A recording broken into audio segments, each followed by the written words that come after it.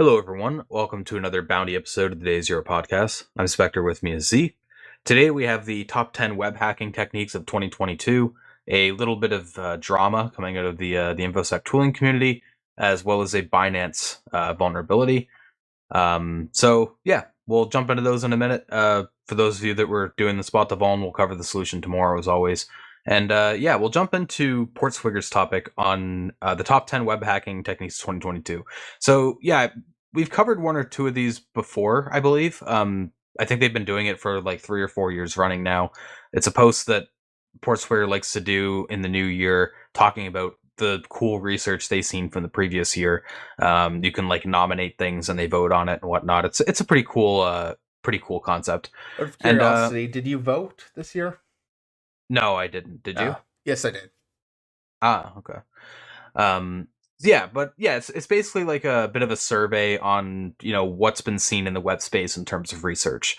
So, of course, we don't plan to go through all 10 of them, but a fair number of them are things that we actually saw on the podcast. So, like number 10, for example, they have the Netlify Universal XSS that we covered on episode 165. Number 7 was the Akamai Edge Node cache poisoning attacks, which we talked about in episode 155. There's a few of them mixed in there that we've talked about too. We've talked about most of them on here. 9 and 8 were both also things we covered. I don't have the episode numbers for that. 6, I think the only ones we didn't cover are bypassing .NET serialization binders. I don't think we covered the Zimbra email one at number 3 either. Yeah, Zimbra, and also actually number 1 we didn't cover, which was account hijacking using Dirty Dancing. I believe all 3 of those came out during the summer while we were on our break. They did, yeah. So that's at least part of why they didn't make our episodes. I will recommend, though, especially this number 1 is a really solid post talking about some just other ways of pulling out or leaking the OAuth tokens.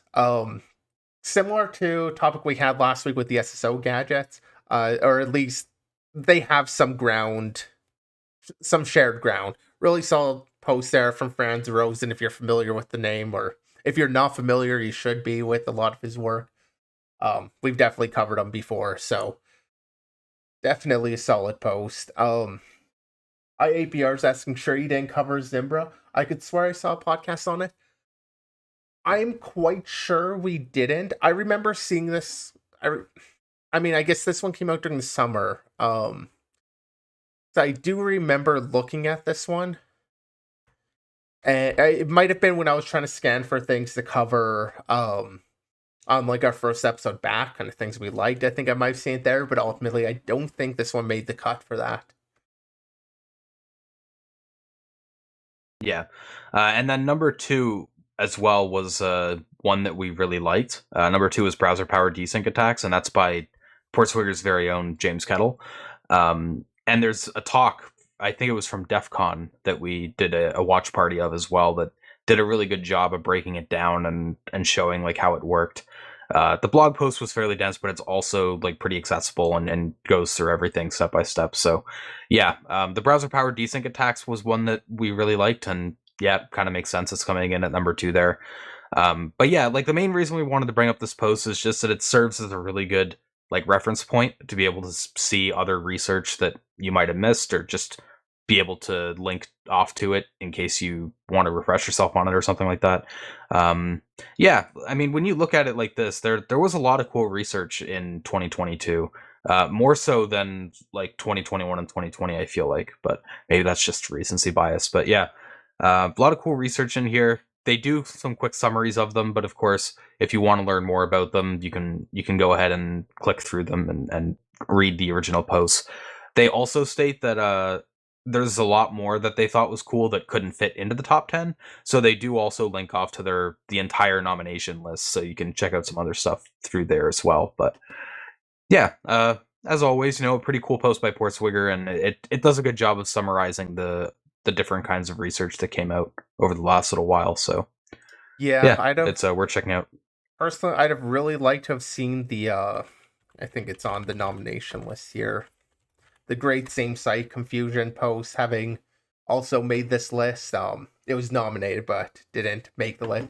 I don't know. Personally, like when I was voting on this, I was thinking about it largely on the focus of like techniques that are going to apply elsewhere. So that's where posts like the practical client side, path traversal attacks come in, or the OAuth thing, where those are things you can start applying elsewhere. Whereas hacking the cloud with SAML, really cool attack. I mean, really fun.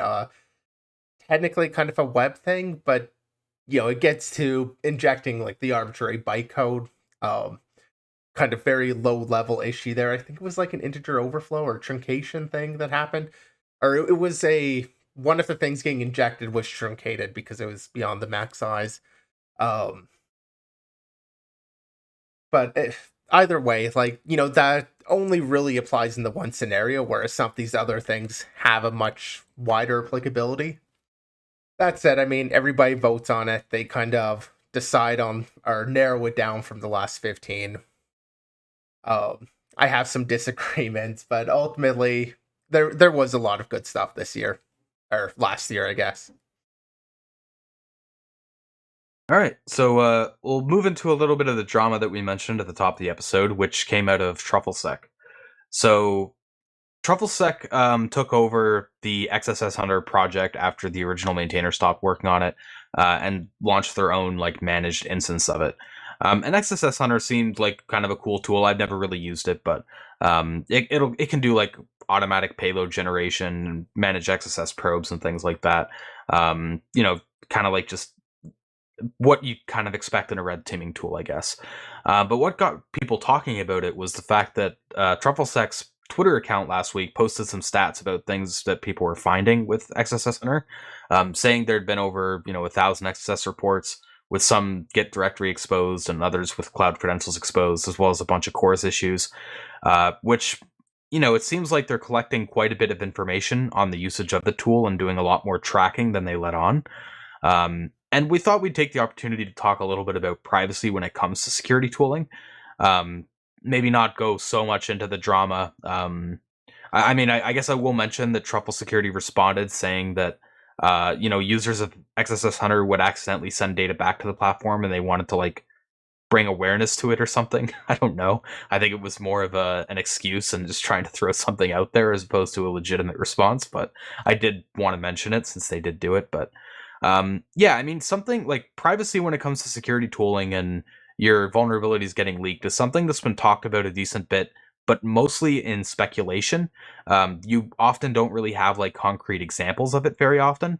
But I mean, we don't have yeah, concrete examples, but it has long been the practice, to self-host toolings with things that are receiving like callbacks. So that's the thing with XSS Hunter. Like, this is used especially with like blind XSS testing. You might send out a payload. You don't know when it's going to get executed, and then you get the callback from like some random website. And that probe, if you're using XSS Hunter, lands to them, and then they expose it back over to you. Um, you don't necessarily have a lot of examples of it very specifically being used, but at the same time, it's been a standard practice. Like I remember when Burp Suite came out with the collaborator, and there's discussion at my workplace over whether or not we should use it or could even use it, and I mean, very strong opinions were on the side of like, no, it's a hosted thing. We're not going to expose or send information about any vulnerabilities of our clients to a third party, even if it is just burp or whatever. It's still exposing that information to the third party. So I feel like almost any consulting shop out there would already not be using XS Hunter in this way. Maybe self-hosting it, of course, keeping it in-house and getting all of that. But there's just the fact that you are sending that information, regardless of whether or not they're looking at it.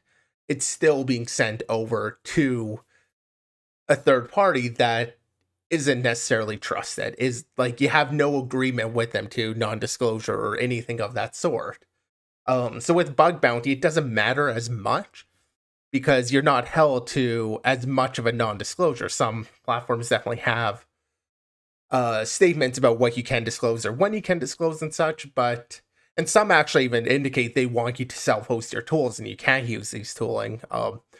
That's not super common, but it's definitely there. As I understand, it's more common on private bounties, but not really my area of experience, so I can't speak to how common that is.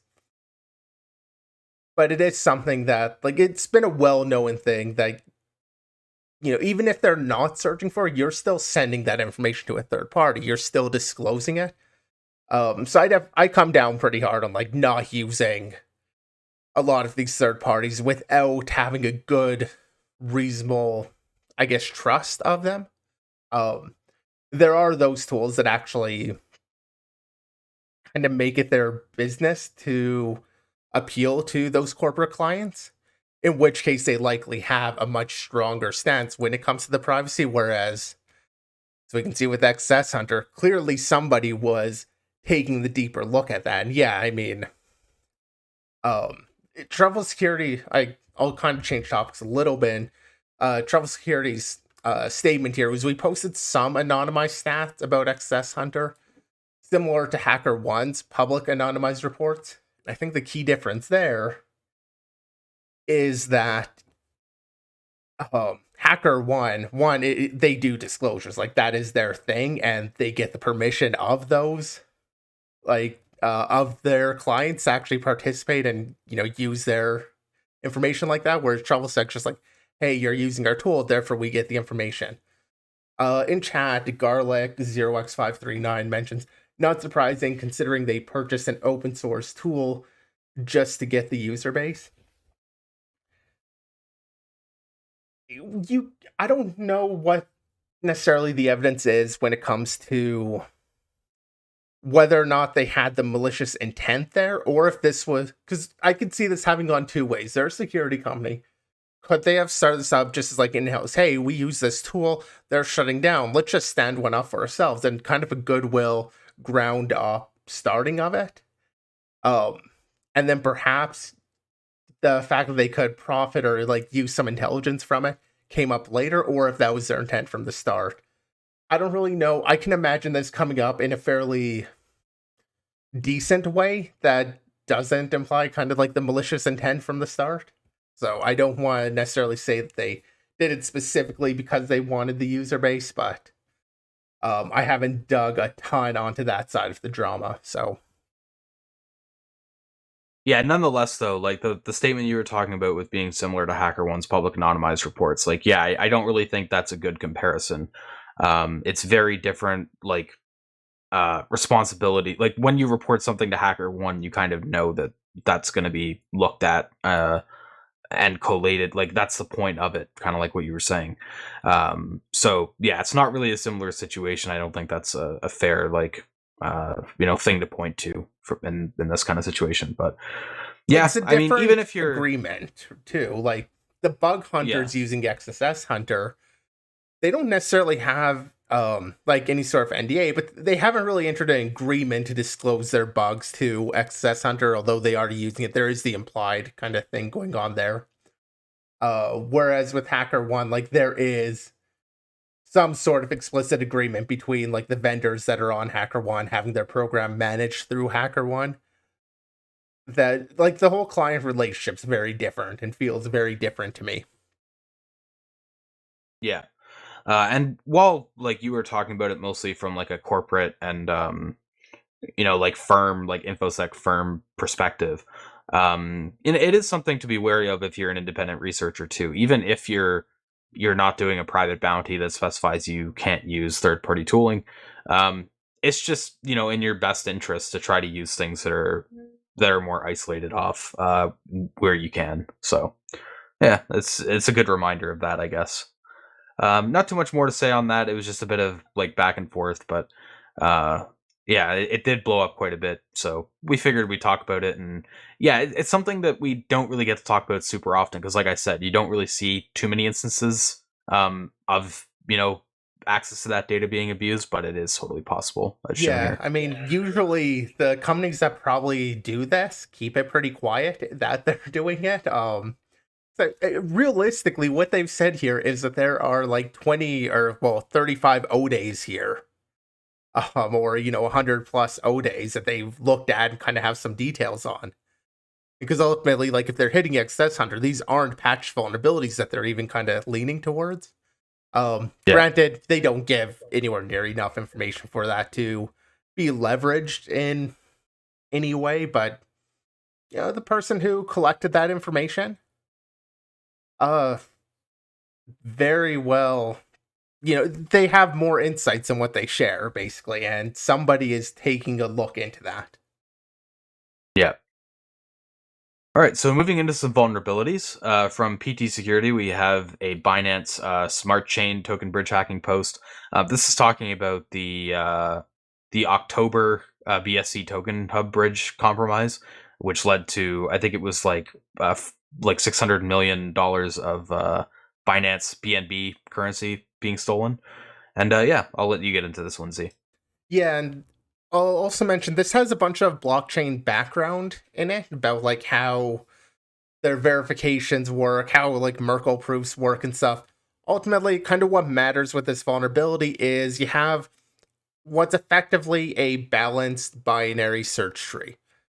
So what that kind of means, first of all, binary search tree. If you're familiar with the concept of linked list, kind of has some similarities. Like it's one of those basic, or sorry, just the binary tree. Is just one of those basic fundamental data structures or abstract data structures. Um, you have your node in the tree. It has two branches off from it, left and a right branch. Um, and each of those branches point to another node, which has its left and right branch, and it's just like a tree that you can navigate that way. A search tree has a little bit of ordering in it. For example, the left branch may always be lower value than the value of that node. Sorry, each node stores its own value too, in addition to pointers off. And the right node then would be a higher value, so you can kind of search it by looking. Oh, it's lower. If you're looking for a number, oh, this one's lower, so you go left branch. Then oh, it's higher than this one, right branch. You can find your way where you need to go. Just more efficient. And then balanced is just an indication of the fact that you're not going to have like 10 layers down to the left, but only one on the right. Like they kind of keep it balanced. There's a bit of an algorithm behind that.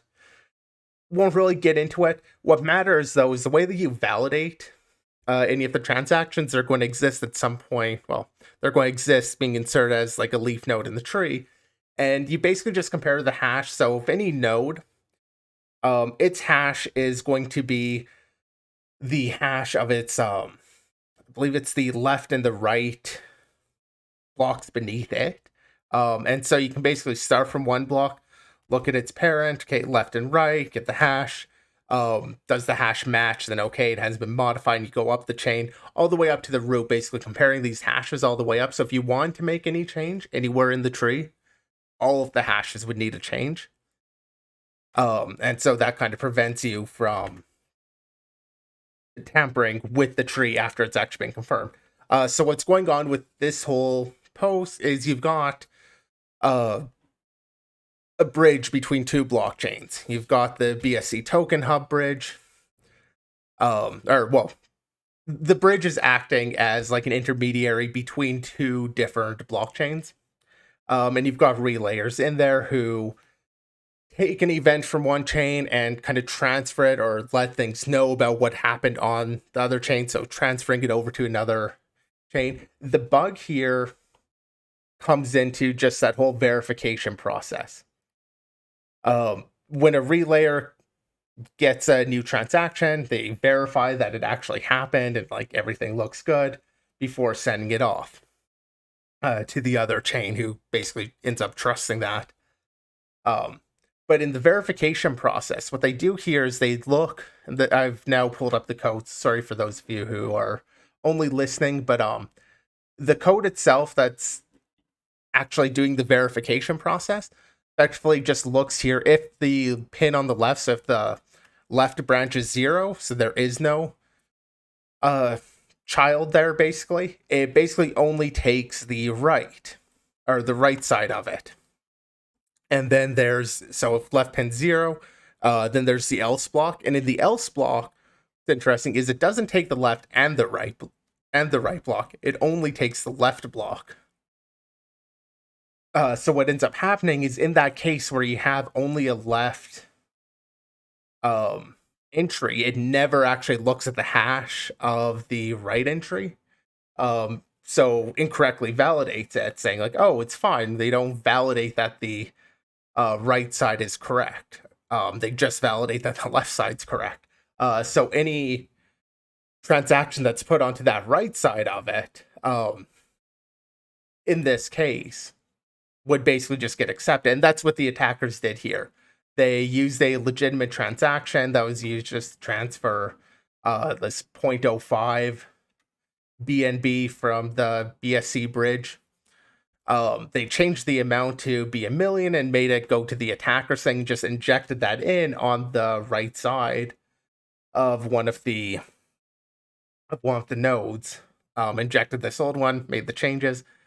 It trusted it and just sent it off, doing the complete transfer. And then they tried that a few more times. Missing. So there is some other metadata that I am just glossing completely over here. But they do mention that the attackers tried to repeat that transaction, but the next 15 times were unsuccessful because they forgot to set the correct package sequence value, which is every time something new comes in, there's a sequence value as part of the transaction. There's a lot of details that I have glossed over here. I apologize for that, but I feel like the most interesting thing is really just this core bug where you've got the left and right channels and just doing an incorrect validation, because on its own, like, it's a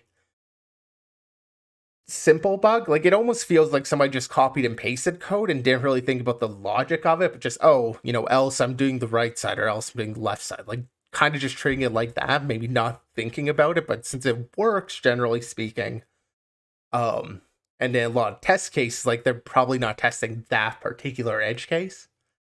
It's just an interesting bug to see, and it is something that doesn't have a very clear security implication until you end up in this scenario where that check is the security implication or is the security enforcement.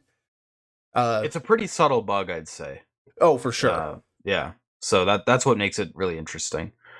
I do like how they go into a bit of the detail on how the attack took place and some of the difficulties that the attackers ran into there. I thought that was some cool information, talking about the incorrect package sequence value being used, and then talking about how they did the laundering and stuff. Obviously, that's outside of what we typically cover, but it's a nice little point in there that you can look at if you're interested.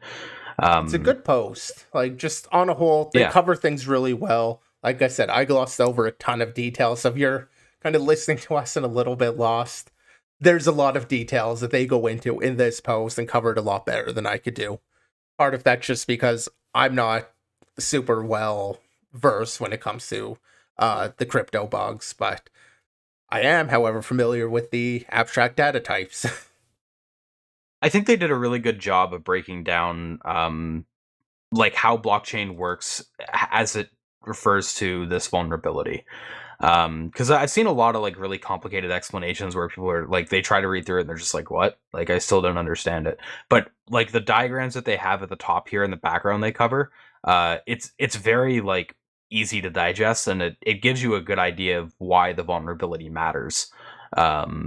Which, yeah, like when it comes to cryptocurrency and smart contracts and stuff, that is a lot more challenging to cover in your post, is to make it accessible to people who aren't familiar with the ecosystem. But I think this post does a really good job of that. So yeah, it's awesome to see. All right, so yeah, we'll get into our next vulnerability here, which is a insecure path join in Cardex mlog, which is like logistics tracking software, and it was found partially via finding through the Nessus Vuln scanner. So they ran the Nessus Vuln scanner and found that on one of the web services that Cardex mlog runs, there was a path traversal type issue where you could get the Windows win.ini file with a simple path traversal payload. And it was kind of interesting because they went diving into the code and they found that the get file handler would do some checking on, the first like slug value that's passed in.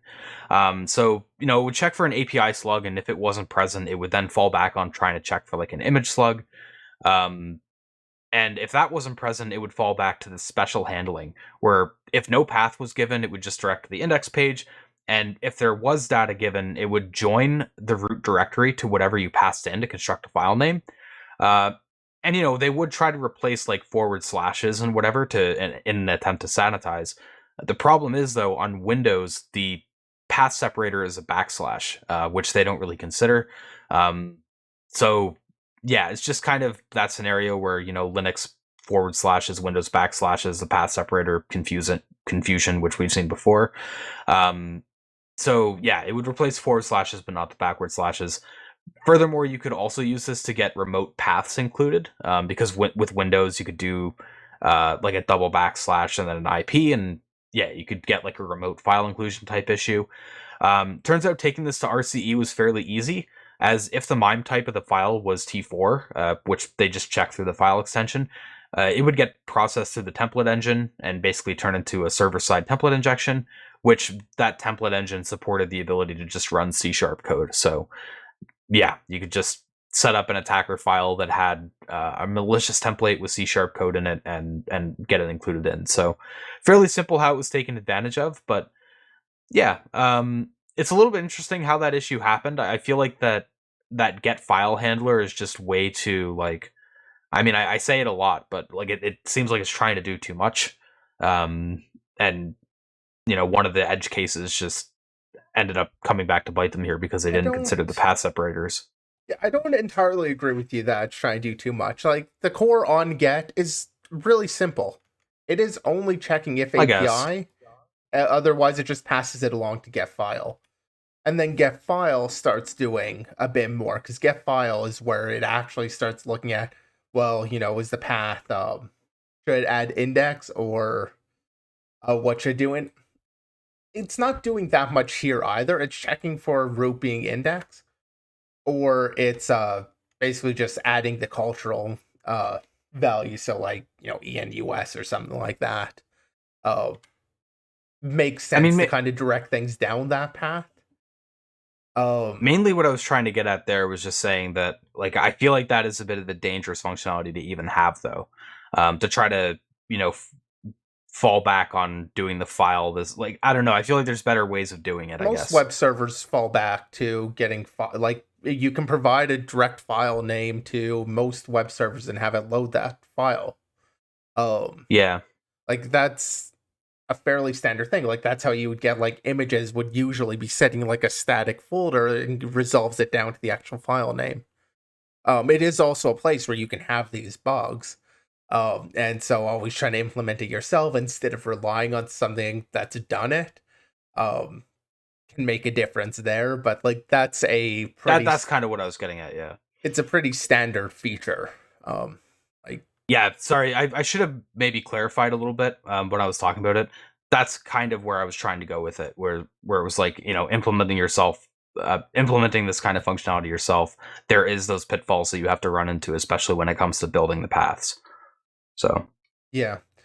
I mean, on a whole, one of the reasons I want to just include this post is we see a lot of these simple directory traversals, see them all the time, and I don't bother covering them. This one, at least, like it goes the backslash. I'm sure most of you haven't forgotten that that is an option to at least try, but it's been a little while since we've talked about doing that and talked about actually, I guess we have talked about doing the network shares a little bit more recently.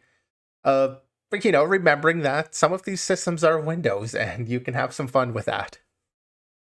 Yeah, fairly straightforward issue, but I don't know, kind of a slow week. yeah. So that's all the topics that we had for the week. I do believe Z has one shout out, which I'll let him get into, and then we'll wrap up the show. Yeah, one shout out from Jew Bobs, who we have covered many times, a lot of times with. Actually, I think I was talking about that great same site confusion post that I want to cover. Back in the top 10. I believe that was one that he wrote. But anyway, what he's gone for here is a design philosophy for Core's middleware library. So handling cores, giving it the configuration, all of that. But throughout this post, while it is talking a lot about, the design philosophy of like designing this middleware library that he also implements, he also ends up talking about a lot of the failings that can happen. just through either through misconfigurations. Like there's one section where he's talking about uh, which one was it here?